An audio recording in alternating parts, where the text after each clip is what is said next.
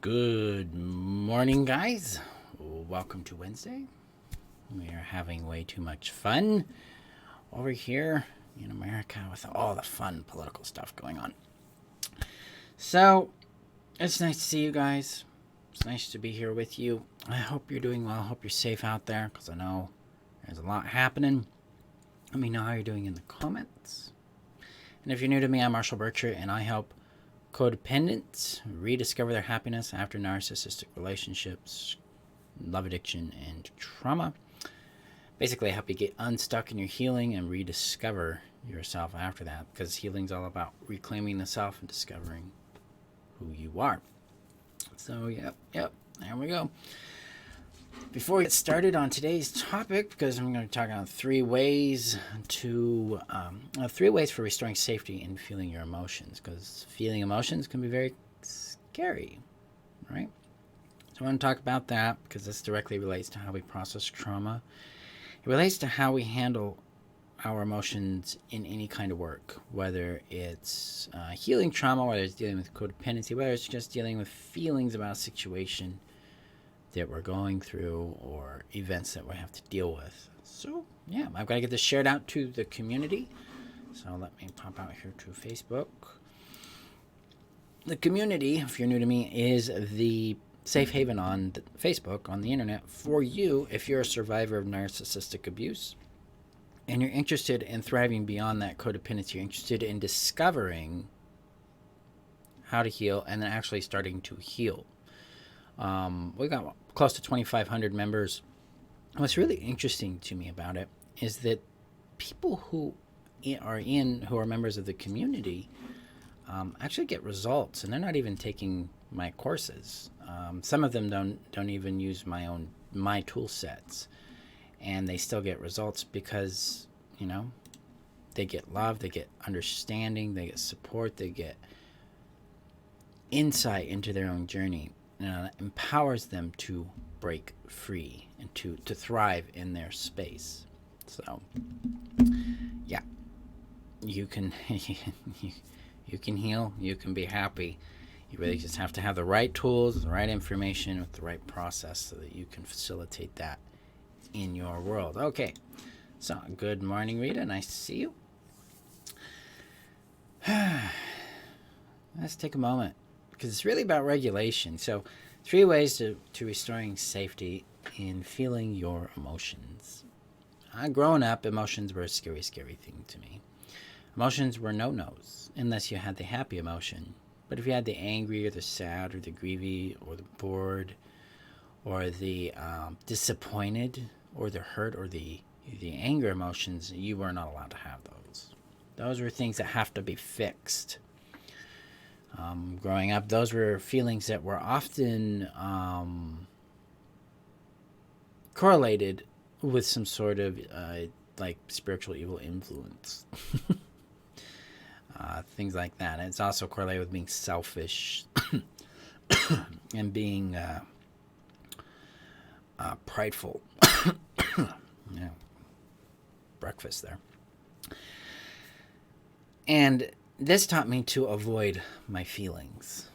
I learned to believe that my feelings were wrong, that they were burdens, that they caused other people pain, that they had to be nullified. You needed to get rid of your emotions to be the right person.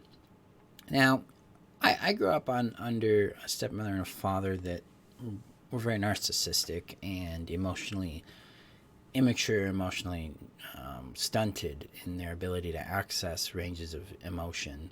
And I think a lot of that came from their own personal trauma in their lives that they didn't take the action to really work out and grow beyond.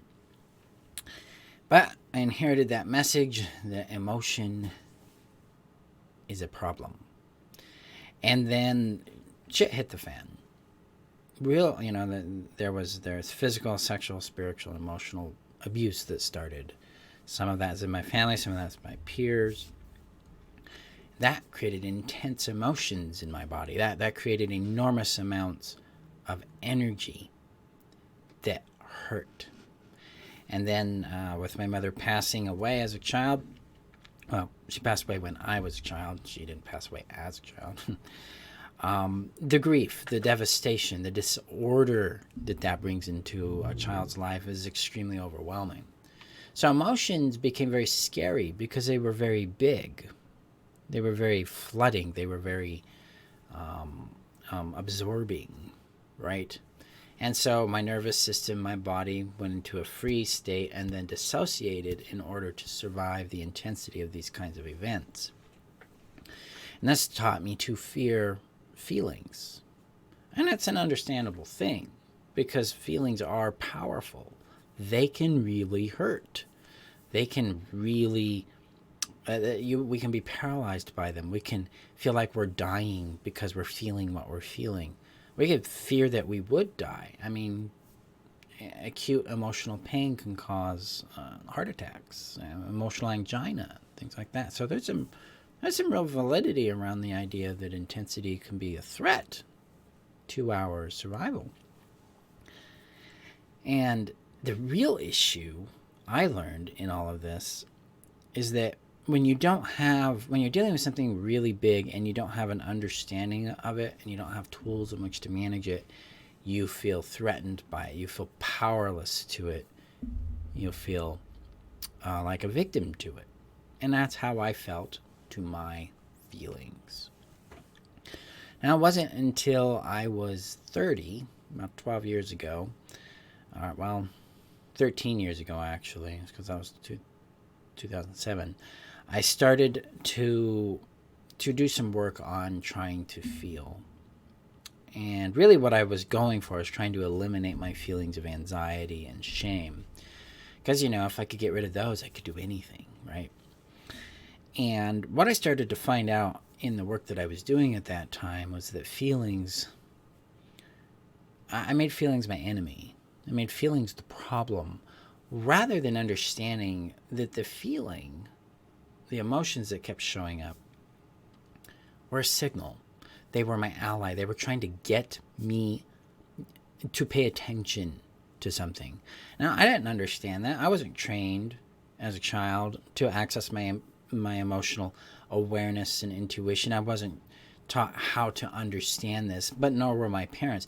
Pretty much most of my family, for probably their entire existence, generations, is no knowledge of this, because I think this is really a cultural issue. We don't really know how to deal with emotions. We know how to analyze things and we know how to find causation and correlation, but we don't know how to feel.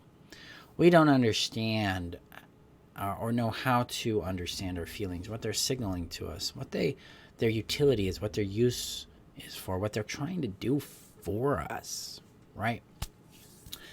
And so we get really, really stuck in that. So Rita says, bingo, I think this is why I'm feeling so much resistance and anger, as sons don't understand feelings. Yeah, people, we're not geared towards understanding emotion. We're geared towards trying to control outcomes and fix things. So this disconnects us from emotion. It also is a conditioning that feeling needs to be fixed. To just be blunt, that just isn't true. You don't fix feelings. What you do is you understand them. Because they have a message. They have some insight into your world and things to provide for you. And so here's 3 ways that can help you feel safer feeling emotion. Because really, again, we have to, we're going to feel safer when we have tools and an understanding about what's going on for us. So let's first understand what an emotion is. Now, emotion is a physical sensation in the body. It's something that is somatic, tactile, it's felt. It's an energy. Sometimes we feel it in our chest, our stomach, our arms, our head, our neck, our back, our legs. Dominantly, a lot of people feel them just generally in their torso. They are a physical experience. There's one thing we tend to do with emotions is we think our feelings. So that basically means like, oh, I'm feeling anger, and then I disconnect from the feeling. I proceed to analyze and try to fix it. Feelings aren't meant to be thought. Feelings are meant to be felt and acknowledged. They are meant to be legitimized and then integrated. Okay? Now, that's a process called ALI, acknowledge, legitimize, integrate. And it's actually not part of the 3 ways of restoring safety. It's actually more of an advanced process for getting closure on emotional information that shows up in you. If you're interested in mastering that kind of process, then you would love the From Addiction to Connection course and the upcoming restoration intensives that start in November. So we got a little bit on that, because that's going to train you in how to acknowledge, legitimize, and integrate emotion so that you can move through the wisdom, move forward with it. And you can get access to those by getting the Heal Yourself membership. Boom on that one. Now, the 3 ways to restore safety actually start with the understanding that, again, emotion is physical, which means, or it gives us a hint towards how we regulate emotion. Because a lot of times people try to regulate emotion through their thoughts, through their mind. But in reality, if emotions are actually physical, they're a nervous system function, basically.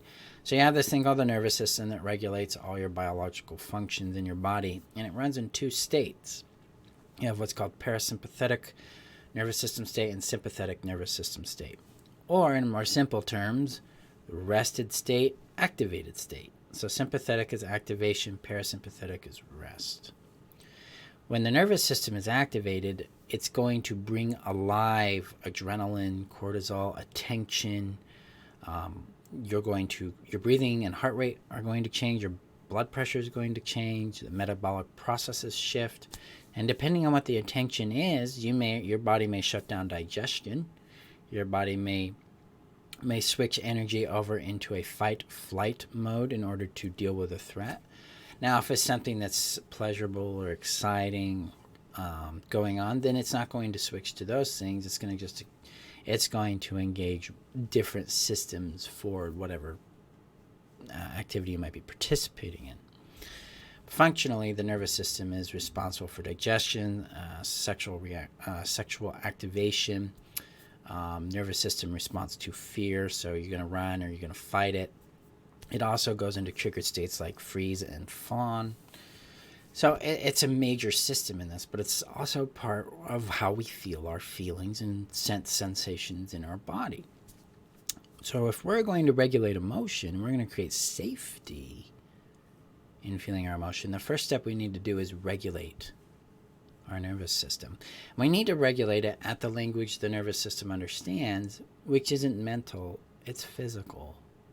This is why hugs are comforting. This is why we want to be held. This is why we crave touch. Is because it's comforting, it's regulating, it's nourishing, it's nurturing. Nervous systems are regulated through touch. And there's a number of different ways to regulate that. Very common way of doing it is yoga. Because movement is a physical form and it helps the body regulate and relax. Helps it flex. Other ways of doing that, I use 2 specific approaches currently, and I'm going to be adding to these over the next year or so. But one's called touch regulation. It's just a simple stroking of the palm or the underarm. The lightness to it. This teaches the brain to associate itself with pleasure rather than pain, which helps calm the nervous system down. Now, if this doesn't work for you, or it can be triggering for some individuals, you can have a vagus nerve activation. So you can point the camera down a little bit here. That's just, you take your right hand, you put it over your heart, and then you put your left hand over it and apply gentle pressure. And you just breathe into it. And after a bit, you may begin to notice that your body starts to let down. Muscles start to release, start to relax. This is helping the nervous system feel safe, feel calm. It's helping it let down, relax. So those are 2 ways to regulate that. So that's the first step in this, is really starting to regulate the nervous system, bring comfort to it, so that you can build capacity to feel, which is our second step. Because capacity to feel, allows, think of your ability to feel emotion as like a bucket. You got a small bucket, then a lot of, emotion is going to really overwhelm you quick. It won't take much. If you have a really big bucket, it's going to take a bit for it to reach capacity and then overwhelm you, which gives you more time to empty the bucket, which will lead us to step number 3. So we build capacity. The way we build capacity is in a couple of different ways. And the first one is grounding. Grounding is a practice of becoming present in your body and rooted on the earth. Because one thing trauma does, codependency does, overanalysis does, is it pulls the rugs out from under us. So basically we lose our sense of footing in the world, and we need to restore that so we feel safe and secure physically in the world. And grounding is one way that we do that. I have several processes in grounding that I use that are based on Peter Levine's somatic experiencing work. The first one that I do if I'm really in distress is I just simply stand on my feet and I press my feet into the floor. Now I don't have my shoes on. Usually I don't have socks on. I just press it into the floor. And I feel the strength of my feet holding me up, and I feel the reliability of the earth beneath me holding me up. This helps you tap back into this natural, grounded sense of strength and peace in your body. And that the earth is reliable. There is reliability in the world for you. This helps to begin restoring a sense of shelter, physical safety in dealing with the world. That you do have power to take care of yourself, to provide safety, and to be provided for in safety and shelter that way.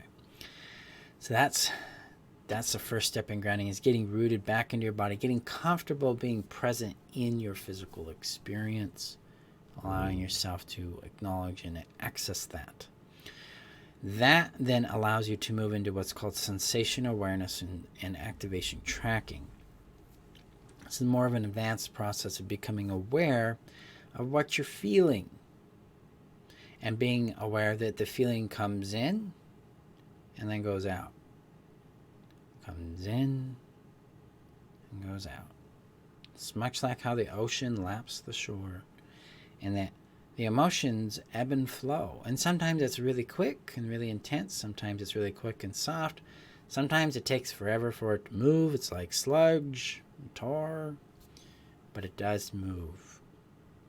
That allows us to feel safer feeling something because we know that the emotion will pass. This doesn't eliminate emotion. You can't eliminate emotion. Period. Your job isn't to eliminate what you feel. It's to allow yourself to feel it and allow it to move through you rather than get stuck within you or try to control you. So sensation activation, or sensation awareness and activation tracking, is a very specific kind of tool set, though, that takes you through specific practices to help you tune into that. And so there's not a whole lot I can do in the video regarding that specifically, but there's going to be some tools I'm going to get you access to that are going to help you with that. Now, third capacity is what I call holding space.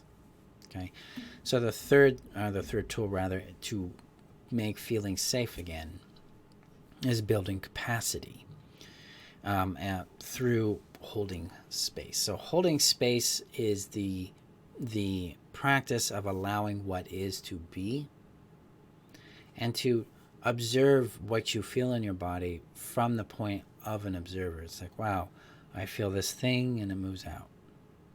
And I see what else is possible. I see what else is actually there. Because you may be feeling anxiety up here in your chest, but where in your body do you feel calm? Where in your body do you feel rested? Because it is very likely that while you feel anxiety in one area, you feel safe and secure in another. Or you feel peaceful and calm in another area. And that's kind of the trick here, is to become more aware of what else you feel when you're feeling a specific emotion, and also to become aware of what space you feel around your emotion. Because Yeah, I got an emotion of something in my chest, right? But then there's a space around it too that I can sense into because it's not entirely engulfing me. That's the power of holding space because it allows you to get clearer on what you feel, and it allows, by that process, it creates more capacity, more space for you to allow that to be. Even with the big emotions, the big flooding emotions, they tend to get smaller and they become more manageable, and they become a lot quicker at moving through as you practice holding space. Now, these tools are tools that I teach and I offer for free all the time through my Be Calm system. I call it the Be Calm tool set. So the link is above on Facebook. It's below on YouTube. And you can, and if you're on YouTube, hit that subscribe button. You can click on that. You can get it for free, and you can start practicing with these tools to help you build your emotional capacity to feel and to restore safety to it. Because when you feel safe, letting emotion move through you, you're going to be a lot more peaceful, a lot more calm, a lot more confident, and then you can start building your awareness about what your emotions are trying to communicate to you. And that gets into the process of connection to yourself, being able to listen to yourself and use a process of listening. I call it listening practice, where we ask these feelings within us what they're trying to tell us, what do they need, and what would they like us to do. And that will start getting you tapped into your wisdom and into your brilliance. So these are the 3 ways you can start restoring safety and feeling and building your capacity to feel what you feel in your world without allowing it to control you or dominate you or paralyze you anymore. Instead, you can approach it from more of a nurtured standpoint, more of a space of where you feel more safe, more confident in feeling it and in letting it go. So if you want to get deeper in these tools and learn how to really master them, join the Get Closure Now course. We've got 6 or 7 spots open because we sold a couple of them yesterday. And we start Sunday, so we're like 5 days out on this, jumping on it. It's the only time I'm teaching it this year. I'm not sure that I'll teach it next year. But Get Closure Now, the big goal here is to help you get closure on a trauma. That's the first one. The second one is help you regulate your nervous system so you bring peace back to your body. And goal number 3 is to build capacity to feel. And goal number 4 is to restore safety in your world using the safety anchoring practice that is exclusive to this course. So if you're interested in signing up, the link is above on Facebook, below on YouTube. Appreciate you guys. Remember that you're worth knowing, loving, and keeping. Be safe out there. Go out, regulate, because I know things are stressful. There's a lot going on. Be kind with yourself, and I'll see you in our next video. Okay. Bye-bye, guys.